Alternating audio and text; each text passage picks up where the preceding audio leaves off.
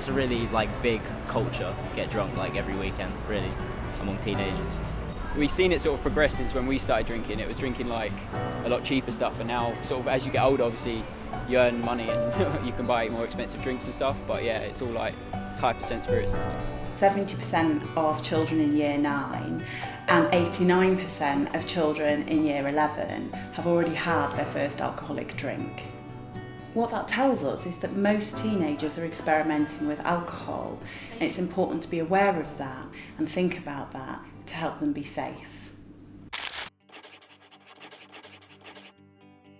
Drinking alcohol plays a pretty big part in the way we all socialise in the UK, and it's not surprising that children are curious about alcohol and that teenagers start to experiment with alcohol as they get older.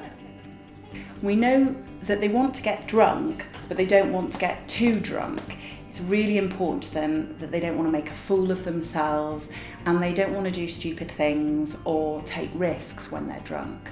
So that means they're walking an intoxication tightrope. We know people who have ended up having their stomach pumps and things like that, and it's pathetic, really. When you see someone who's drank way too much and you see the effects it's had to them, it's horrible. I've seen people drink way too much, not even be able to move for hours on end. Things can go wrong, especially when they're in new situations or they're around a new set of people that they haven't met before. That can mean that they're drinking more than they mean to, and it can also mean that they're mixing their drinks and ending up a lot more drunk than they mean to. When that happens, they're at risk perhaps of having sex, they're at risk of getting into fights, and they're generally kind of at risk of making themselves pretty ill. I know a friend who had alcohol poisoning, and she was in hospital for 2 days, and people were really shocked because it wasn't like her to drink, but she was upset.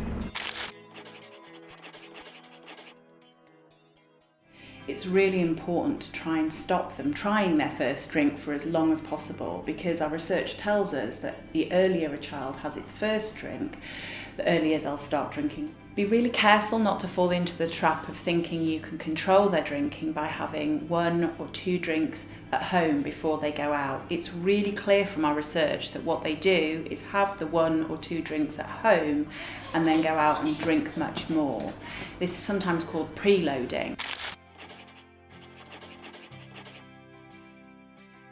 As a parent, you need to be talking to your teenager and saying to them, keep track of how many drinks you're having. It's really easy to be drunker than you meant to be.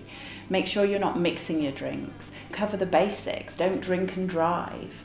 And don't leave drinks unattended, because there are real risks of perhaps drinks being spiked, particularly for girls. My parents have always been quite open with it, given a glass of champagne at Christmas and things like that.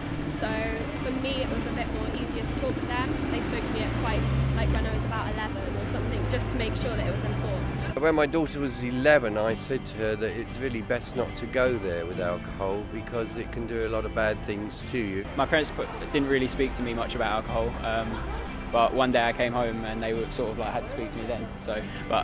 They were quite understanding about it, and then it helped because I didn't feel that I had to not tell them anything. I could feel that I could actually speak to them about it and stuff.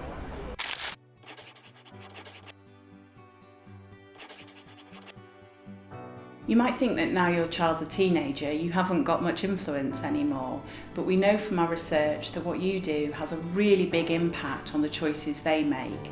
Talking to them, hanging out with them, having fun, eating dinner together. If you're spending a lot of quality time with your teenagers, it reduces the risk that they're going to drink and that they're going to get into trouble. So if you show a lot of responsible attitude to drinking, if you're moderating your drinking, that's going to change what they do. Don't leave them to figure out alcohol with their friends. You've got a role in giving them good advice and being a good role model.